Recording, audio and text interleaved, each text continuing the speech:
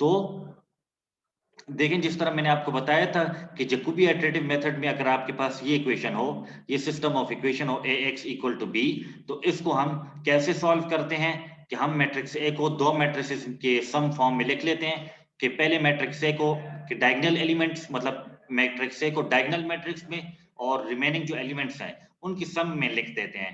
ये हमारा तरीकेकार होता है। और फिर मैट्रिक्स ए को हम d प्लस आर मतलब डायगोनल और रिमेनिंग मैट्रिक्स के सम में लिख लेते हैं। और फिर इस system ax equal to b में मैट्रिक्स a को हम d प्लस आर से रिप्लेस कर लेते हैं। जब d प्लस आर से रिप्लेस करते हैं, x को हम d और r दोनों से मल्टीप्लाई करें, rx को दूसरी तरफ शिफ्ट कर दें, और अगर डायगोनल मैट्रिक्स का इनवर्स एग्जिस्ट करता है तो डायगोनल मैट्रिक्स को भी दूसरी तरफ से शिफ्ट कर दें, तो ये वाला जो फॉर्मूला है ये एक्चुअली हमारे पास जैकोबी आइटरेटिव मेथड है।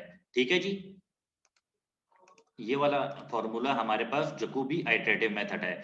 अब इस मेथड को हम आइटरेटिव मेथड, जिस तरह मैंने आपको पिछली क्लास में बताया था कि इस मेथड को हम आइटरेटिव मेथड इसलिए बोलते हैं कि ये इसमें हम लोग आइटरेशंस करते होते हैं। ये चूंकि आइटरेशंस वाला मेथड है तो इसलिए हम इस जैकोबी मेथड को आइटरेटिव मेथड बोलते होते हैं। माइनस डी इनवर्स आर, इसको हम आसानी के लिए टी का नाम दे देते हैं, और डी इनवर्स और बी इन दोनों के प्रोडक्ट को हम सी का नाम दे देते हैं। तो जनरली आइटरेटिव फॉर्मूला हमारे पास बनता है x k plus one equal to T x k plus c. यहाँ के प्लस वन को आप चाहो तो एक्स के साथ सबस्क्रिप्ट में भी लिख सकते हो, क्योंकि यहाँ एक तरह से एक्स पावर के का मतलब ये नहीं है कि एक्स की पावर के है, बल्कि एक्स पावर के का मतलब यहाँ पर ये है कि यहाँ पर हमारे पास ये आइटरेशन होगी, पहली आइटरेशन, दूसरी आइटरेशन, तीसरी आइटरेशन, चौथी आइटरेशन, ये सारा हम करेंगे। ठीक है, तो अब ये हमारे पास फॉर्मूला है। इस फॉर्मूले से हम अभी अगला एक क्वेश्चन करेंगे ताकि इस मेथड को हम अच्छा आसानी से पढ़ सकें। आसान से क्वेश्चन है, तो जिस तरह मैं कह रहा हूं आपको कि अब हम इस पर क्वेश्चन करते हैं। तो क्वेश्चन है हमारे पास जो क्वेश्चन है वो ये है कि हमारे पास ये वाला क्वेश्चन है कि मैट्रिक्स है हमारे पास 2x2 मैट्रिक्स है। बहुत सिंपल सी एक मैट्रिक्स है, 2x2 मैट्रिक्स को ऐसे भी सॉल्व करना इतना मुश्किल नहीं है। और मैट्रिक्स बी भी हमें गिवन है, और इनिशियल वैल्यू मतलब इनिशियल जो अप्रोक्सीमेशन होती है x नॉट, वो भी हमें गिवन है।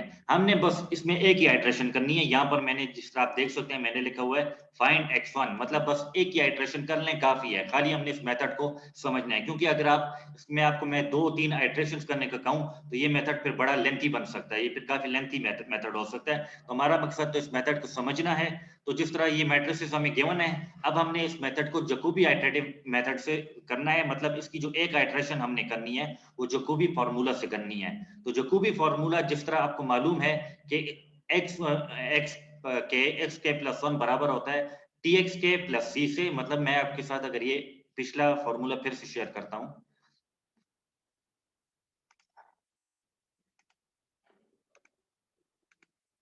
देखें फॉर्मूला ये अब हमारे पास क्या है, x power k plus one is equal to T x k plus c. तो k की वैल्यू हम 0 पुट कर लेंगे तो ताकि हमें x1 की वैल्यू मिल जाए, और x0 मतलब x नॉट की वैल्यू हमें गिवन है। ठीक है, k को हम 0 पुट करेंगे ताकि हमें x1 की वैल्यू मिल जाए। ठीक हो गया ना? तो जरा देख लें आप। अब आप लोग ये देख लें कि t किसके बराबर है, मतलब t बराबर है माइनस डी इनवर्स r के। तो सबसे पहले तो हमने इस मैट्रिक्स A को डायगोनल और रिमेनिंग मैट्रिक्स में लिखना होगा। तो 2x2 मैट्रिक्स को तो डायगोनल और रिमेनिंग फॉर्म में लिखना बहुत सिंपल है। मतलब 2 1 5 7 है ना, तो इसके डायगोनल एलिमेंट्स क्या है, 2 7 है। तो इसका ये डायगोनल मैट्रिक्स हो जाएगा 2 7 और बाकी सारे 0। और रिमेनिंग मैट्रिक्स में ये डायगोनल एलिमेंट्स हम 0 लिखते हैं और बाकी एलिमेंट्स हम लोग लिख लेते हैं। मतलब डायगोनल एलिमेंट्स ये रिमेन आर में 0 0 हो जाएंगे, और ये जो रिमेनिंग एलिमेंट्स है 1 5 बन जाते हैं। जब मैट्रिक्स ए को हमने डायगोनल मैट्रिक्स पे लिखा तो ये डायगोनल एलिमेंट्स 2 7 और बाकी एलिमेंट्स 0, और रिमेनिंग मैट्रिक्स डायगोनल एलिमेंट 0 0 और बाकी एलिमेंट्स 1 5। ठीक हो गया ना? तो डी मैट्रिक्स डी है, क्योंकि टी किसके बराबर है, टी बराबर है minus D inverse into R, इन दोनों के प्रोडक्ट के बराबर है। माइनस डी इनवर्स और उसके आर के प्रोडक्ट के बराबर है। तो हमने मैट्रिक्स डी का इनवर्स मालूम करना है, तो मैट्रिक्स डी 2x2 मैट्रिक्स है, इसका इनवर्स मालूम करना तो बहुत सिंपल है, इसका एडजॉइंट मालूम कर लें और इसका डिटर्मिनेंट मालूम कर लें। तो बहुत डिटर्मिनेंट तो इसका वो 14 आता है, और एडजॉइंट हमारे पास क्या होता है, एडजॉइंट में हम डायगोनल एलिमेंट्स की पोजीशन चेंज कर लेते हैं और नॉन डायगोनल एलिमेंट्स का साइन चेंज कर देते हैं।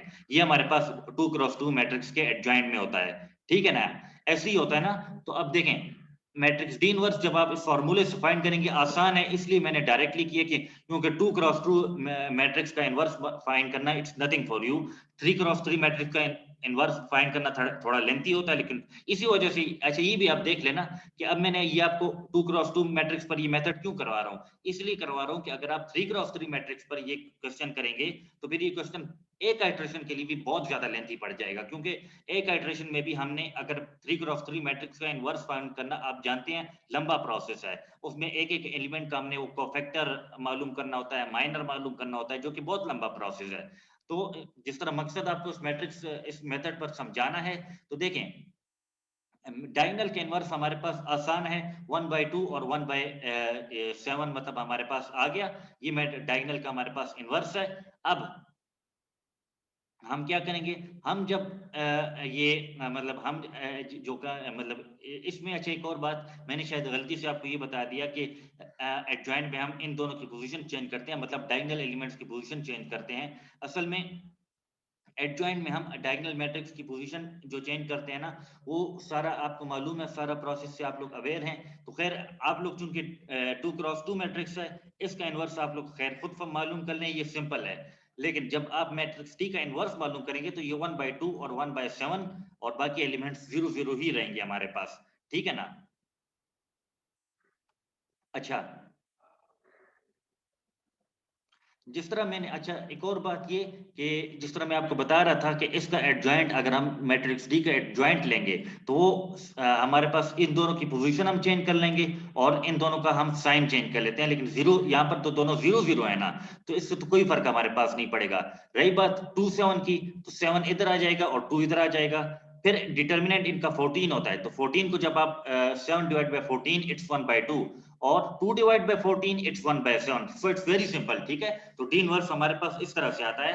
अब डी को हम मालूम करेंगे minus D inverse into R, तो minus D inverse into R मतलब माइनस अपनी जगह पर, ठीक है, और 1/2 और 1/7 ये अपनी जगह पर होंगे और ये 0 0, ये -1/7 एक्चुअली थोड़ा गलती से आ गया, इसको डिलीट कर दीजिएगा, ये -1/2 सॉरी ये गलती से आ गया, इसको आप लोग डिलीट कर लीजिएगा, माइनस यहाँ पर बाहर ही रहेगा, 1/2 और 1/7 ये अपनी जगह पर होंगे, इस माइनस साइन को आप लोग डिलीट कर लें, ये बाय मिस्टेक यहाँ पर आया है, ठीक है। तो माइनस डी इनवर्स को आप आर से मल्टीप्लाई करेंगे, माइनस अपनी जगह पर रहेगा और मैट्रिक्स की मल्टीप्लिकेशन सिंपल है, तो टी जो है हमारे पास आ जाएगा माइनस इंटू 0 1/2 इंटू 1/2 5/7 और 0, ये हमारे पास मैट्रिक्स टी आ जाएगा, ठीक है। और सी हमारे पास बराबर है डी इनवर्स इंटू बी के, तो डी इनवर्स की वैल्यू उधर पुट कर लें, डी इनवर्स की वैल्यू है 1/2 इंटू 1/7, ठीक है, और ये माइनस साइन हटाते जाइएगा, ठीक है, 1/2 1/7 और इसको 11 13 से मल्टीप्लाई कर लें, तो फिर सिंपल मल्टीप्लिकेशन है, इससे मैट्रिक्स सी भी हमारे पास आ जाएगा। अब के को 0 पुट कर लें, ठीक है, तो x1 बराबर है T x naught plus c, टी की वैल्यू आप लोग यहाँ पर पुट कर लें, टी की वैल्यू जब पुट करेंगे तो ये हो जाएगा 0 -1/2 -5/7 और 0, और x0 की वैल्यू 1 1, इन दोनों का प्रोडक्ट मालूम कर लेंगे और प्रोडक्ट से जो भी नतीजा आएगा उसको इस मैट्रिक्स के साथ ऐड कर लेंगे, तो ये हमारे पास x1 आ जाएगा। यहाँ पर एक और मिस्टेक भी ठीक कर लीजिएगा, ये x इनवर्स नहीं है बल्कि ये x1 है, ठीक है, ये x इनवर्स नहीं है बल्कि ये x1 है।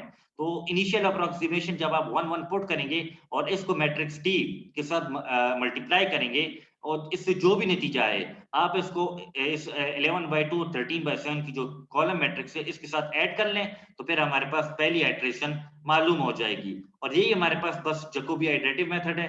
अब अगर आपने दोबारा फर्ज करें दूसरी आइटरेशन करनी हो तो फिर आप क्या करेंगे, आप के की वैल्यू 1 पुट कर देंगे तो x2 आएगा टी x1 प्लस सी, तो x1 की जगह मतलब या ये मैट्रिक्स आप लोग पुट कर लें सेकेंड आइटरेशन में। अगर आपको कोई सेकेंड आइटरेशन करने को कहता है तो आप यहाँ पर सेकेंड आइटरेशन के केस में जब आपने x2 वैल्यू मालूम करनी होगी तो आप x1 की वैल्यू को t के साथ मल्टीप्लाई करके और इस कॉलम मैट्रिक्स के साथ ऐड कर लेंगे तो दूसरी आइटरेशन भी हो जाएगी। इस केस में 2x2 मैट्रिक्स के केस में दूसरी आइटरेशन भी बहुत आसान है। दूसरी, तीसरी, चौथी, ये एक तरह से आप जितनी आइटरेशन चाहे मालूम कर सकते हैं। अगर आपको दूसरी आइटरेशन भी मालूम करने का कहा जाए, मैं दोबारा से बता दूं कि अगर आपको दूसरी आइटरेशन मालूम करने को कहा जाए तो बस आप क्या करें, आप सिंपल यही करेंगे कि आप ये k की वैल्यू 1 पुट कर लेंगे फॉर्मूला में, x2 बराबर आ जाएगा tx1 प्लस c। x1 की वैल्यू पुट कर लें, मैट्रिक्स t के साथ मल्टीप्लाई कर लें, जो भी मैट्रिक्स आएगी उसको c के साथ ऐड कर लें तो x2 भी हमारे पास आ जाएगा। इसी तरह आप लोग ये आइटरेशंस कंटिन्यू करते जाइएगा। ठीक हो गया ना? और यहाँ पर आप देख भी सकते हैं, हम यहाँ पर किया हुआ भी है। जिस तरह अगर हम k इक्वल टू 1 फॉर्मूला में पुट कर लें तो फिर हम इस तरह ये वैल्यूज मालूम कर सकते हैं। अच्छा जी, हम अब आते हैं गास सिडल मेथड पर। ठीक है, हम गास सिडल मेथड पर बात करते हैं। गास सिडल मेथड हमारे पास क्या है? गास सिडल मेथड में वही, अगर हमारे पास सिस्टम हो ax is equal to b, ठीक है, और हमारे पास जनरल ये मैट्रिक्स इस तरह n क्रॉस n मैट्रिक्स है। ठीक है, n क्रॉस n मैट्रिक्स है और मैट्रिक्स x जो है वो कॉलम मैट्रिक्स है, लेकिन इसमें n रोज है, मतलब x1 x2 से लेकर xn। असल में अगर ये हमारे पास जिस तरह से ये बताया गया है कि अगर आपके पास n लीनियर इक्वेशंस हैं, n लीनियर इक्वेशन, जिस तरह आपके पास जो ये एफएससी में आपके पास चैप्टर 3 था ना, ये चैप्टर 2 था, तो उसमें जो आपके पास 3 क्रॉस 3 मतलब 3 इक्वेशंस का सिस्टम होता था, उसको आप लोग सॉल्व करते होते थे क्रैमर रूल से या ये और मुख्तलिफ कानून से आप लोग उसको सॉल्व करते थे। तो यहाँ पर अगर फर्स्ट करें, हमारे पास n इक्वेशंस हो, उनकी सॉल्यूशन अगर हमने मालूम करनी हो, मैट्रिक्स ए हमारे पास n क्रॉस n मैट्रिक्स है, मैट्रिक्स x हमारे पास कॉलम मैट्रिक्स है n रोज के साथ, और मैट्रिक्स b भी हमारे पास कॉलम मैट्रिक्स है n रोज के साथ। हमने इस सिस्टम को गास सिडल मेथड से सॉल्व करना होगा। तो गास सिडल मेथड क्या है?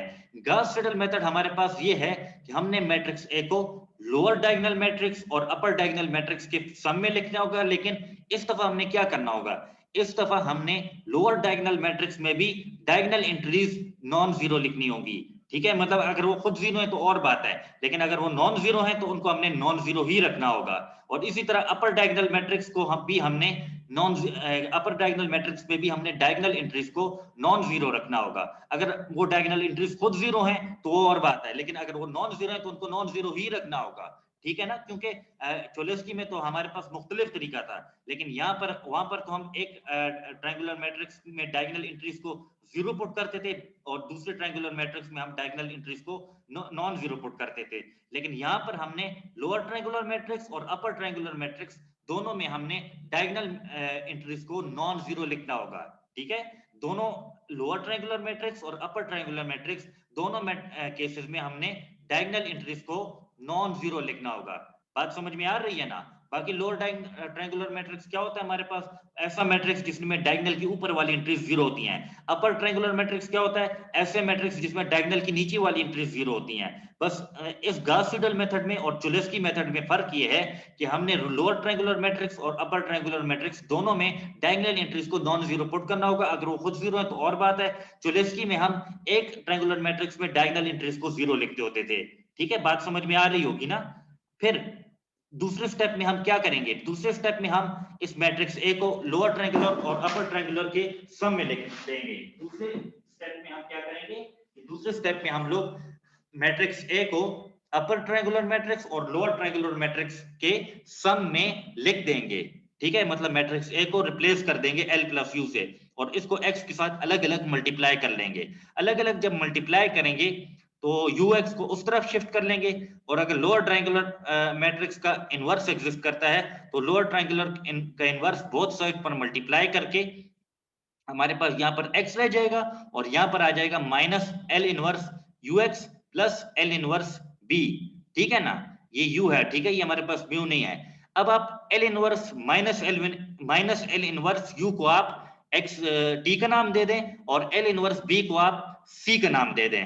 ठीक है, बस यही हमारे पास मेथड है और ये भी हमारे पास एक आइटरेटिव मेथड है, मतलब इस मेथड का सही नाम गॉस सीडल आइटरेटिव मेथड है। ठीक है, तो आप आइटरेशन फॉर्म में अगर इसको लिखना चाहते हैं तो ये वही फॉर्मूला बनेगा, बस यहाँ पर हमारे पास टी किसके बराबर है, टी हमारे पास बराबर है minus L inverse into you, और सी किसके बराबर है, एल इनवर्स इंटू बी, इसके बराबर है हमारे पास। ठीक है जी। अब अगर आप इसमें आइट्रेशन करना चाहेंगे तो फिर आइट्रेशन का तरीकेकार सिंपल है। आइट्रेशन का तरीकेकार बस यही है कि आपने पहले इनिशियल अप्रोक्सीमेशन लेनी होगी। इनिशियल अप्रोक्सीमेशन लेने के बाद आप लोग क्या करेंगे, इनिशियल अप्रोक्सीमेशन लेने के बाद आप लोग ये x0 को पुट कर लेंगे और फिर आप पहली आइट्रेशन करेंगे। पहली आइट्रेशन करने के लिए इनिशियल अप्रोक्सीमेशन का होना जरूरी है। ये आपको मैं पहली क्लास या दूसरी क्लास में बताया था कि जब भी आप लोग आइट्रेशन करेंगे तो पहली आइट्रेशन के लिए इनिशियल अप्रोक्सीमेशन आपको तैयार मिलेगी, मतलब उसका होना जरूरी है, उसके बाद आप आगे प्रोसीड नहीं कर सकते। ठीक है जी। अच्छा जी, अब तक जो मैंने आपको समझाया ये क्लियर है?